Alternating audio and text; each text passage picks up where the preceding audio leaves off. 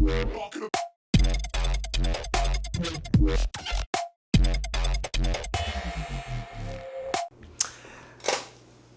hi, namaskara, vanakkam. Welcome to another episode with Onik. So this is my second video.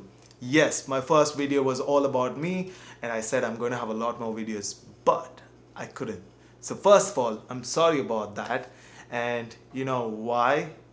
Because COVID happened. Yes, somewhere in December 13th or 14th, we tested for corona, COVID-19, and we all ended up being positive at home. So this video is totally going to be about COVID and what are the different things I did, and it's different for everyone. And I'm really grateful and thankful that I was able to overcome it or survive through it. So the end results are always different for different people around the world. It people just don't know how the whole COVID strain operates, because some people it really becomes really bad and some people get through it.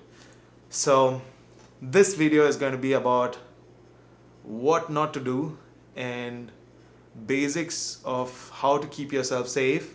And I'm going to quickly talk about my experience, what I went through personally. So let me be clear, it's like different for every individual.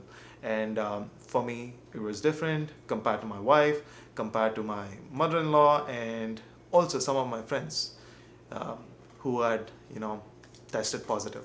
So here's the thing. Number one, basics, okay?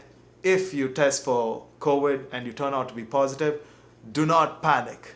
Do not panic. So the number one, number two, and number three are going to be do not panic. Because whenever you panic, you try, you start to, get tense and your body starts feeling like it's going to crash.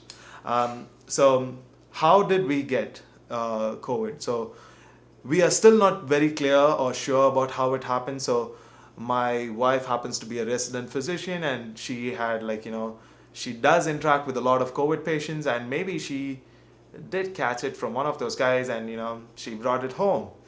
And we all ended up with COVID. So how we actually felt or decided that we had the strain in us is because first my wife started feeling a little fatigue, and she was not doing that well. She had a little bit of tummy upsets and all that, and also her senior said she had walked in to one of the COVID patients for a usual checkup for some other thing, but wasn't flagged or something of that sort. Not very sure. So yes, and also she was having few of the symptoms where she felt a little bit of a temperature and everything. So but she also thought maybe because it was due to her long hours. However, we didn't want to risk it, so we did go to a clinic close by. I did not show any symptoms. I just had like basic cough, and I thought it is because of the weather. And we did go get our tests done. So the first one was a rapid test. Both of us turned out to be negative. But then we spoke to the doctor there in the clinic again and saying, hey, you know what? We need a PCR or something of that sort. And yes, they did a PCR test, which in turn came out positive. And it took us roughly 2 odd days. But by then, my wife started having temperature. It started going up, and she had a lot of body ache, and she took a couple of tablets like Tylenol or Motrin, which is uh, your usual home tablets that you always keep around.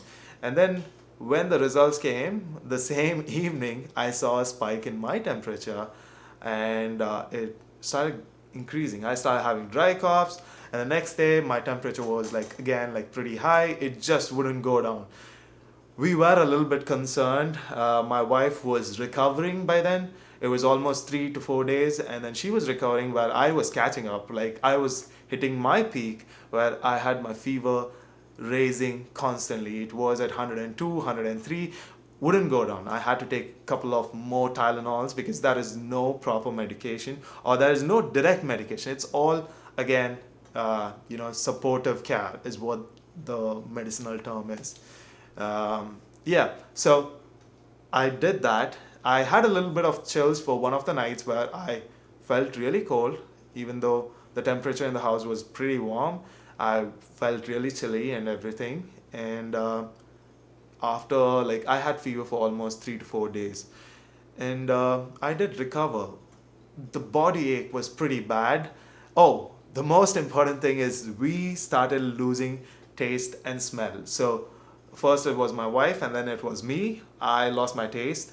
I could smell for quite some time, but then it was gone. Like I would pick up, eucalyptus oil and try to put it up my nose just to see if I can smell. But no, you cannot.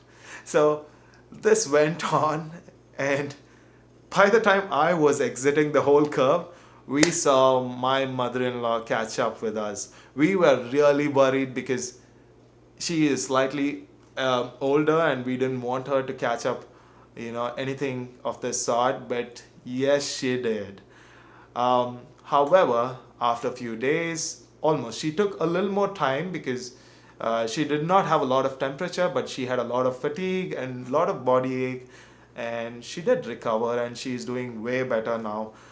Thankfully, we didn't have to end up being admitted. None of us, all of us had, we kept checking oxygen levels. So we had our machines at home. So we had an oximeter, we had our, blood pressure monitors and everything which we use from time to time. Yes, there was a little bit of a drop in the blood pressure when it comes to my mother-in-law, whereas for me it was higher. And so that's the thing, right? So it's not the same for every person. So the only thing is that whole period is scary because you just don't know what will happen next to you. I also remember listening to, some of our other friends who some of my other friends, and like we also had like a colleague of mine who got it from somewhere else, and he had a totally different story. He had a pretty bad tummy ache and temperature. He never lost his sense of smell or taste. And yeah, it's different for everyone. And for us, even till this day, my smell is pretty bad. Me and my wife, we are not able to smell any sort of, you know, fragrance at times, because we are able to smell few things and not everything, if I put it in the right way. But then the taste has come back. Not bad. It's constantly, getting better. It's been more than 3-4 weeks, so it's good. So, and I've been doing my regular routines, and I've not witnessed any late COVID effects until now, other than the smell, because I think smell usually takes even a month's time, is what I've heard, to return back. But yeah, I think we are good. So first of all, that's my whole experience of surviving or getting through COVID. Yes, it is scary. So first and foremost, I would ask you all to follow what your government has issued. Wear your masks, wash your hands as much as possible, because more than a mask, I know all of us are wearing our mask, but what we do is use our hands. I know all of us are not wearing gloves, and we end up touching a lot of things, interacting with people. Some of us, yes, we are supposed to do the elbow thingy, but I think people are getting tired of it and they've started using their hands again. So when you do that, see to that you always carry a hand sanitizer with you, or wash your hands, and be very, very mindful. Do not touch your face, because if you do that, for sure, like even adjusting a mask could end up getting you infected. Some of you might not show any symptoms, you just might be a carrier. Some of you might get affected, but overall, we have to protect the people around us and be responsible. And saying this, I'm going to end this video. It's all about being safe. It is being, vigilant and responsible, not just for yourself, but everyone around you. So I hope you all like this video. If you liked it, just go ahead and hit the like button and subscribe and hit the bell icon, and that's it. So see you all in another video soon, and have a good day. Bye bye.